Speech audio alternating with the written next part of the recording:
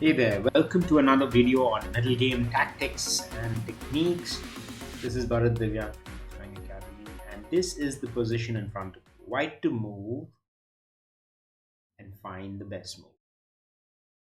You can pause the video here, try to set up this position on an actual physical board if you really are interested in to solve this problem.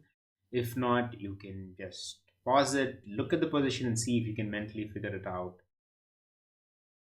But definitely, please go through the process of trying to, because the answer is completely mind blowing. And I'll tell you why. That's what this video is all about. All right, welcome back. I hope you were able to go through the process of productive struggle, figured out a couple of options. It's so important to actually do that process because that's when you understand how the pieces are connected and how you can actually find a magical. So, whenever you see a grandmaster coming up with this absolutely fabulous magical move, it often comes because they've spent some time with that position. Nobody can see a counterintuitive magical move just at the flash of it. Like it takes time. You gotta research the position. You gotta analyze the position. Anyway, the answer in this one is tada, bishop to head 7. Now, why is that move so amazing? That's where I'd like to introduce the concept of a threat. So, in chess, an attack and a threat are pretty much the building blocks of a winning game.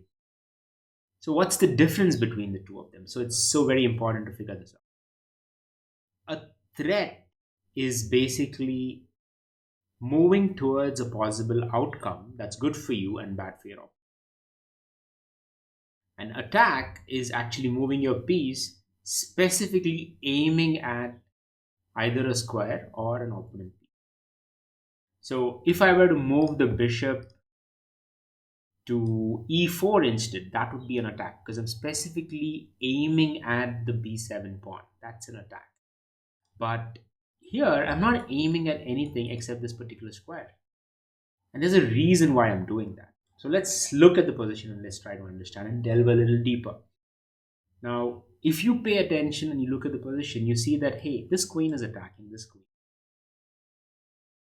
So if only the black king were on a white square, I would just kind of give a check. If let's say the king were on g7, g8, I would just give a check and boom, I got the queen.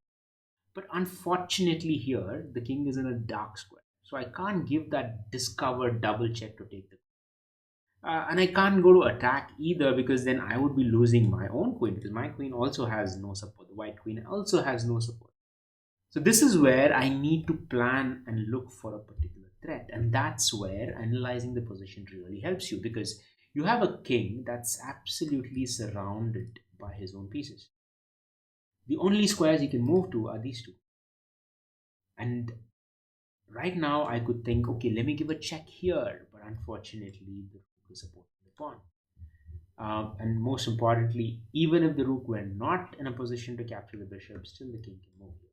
And that's when this beautiful move comes in because I'm threatening mate him the very next move.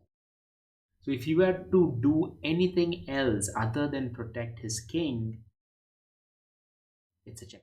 So for example, if black were to think, oh, I got a free queen and take this, then thank you so much, it's game over. That's the power of a double threat.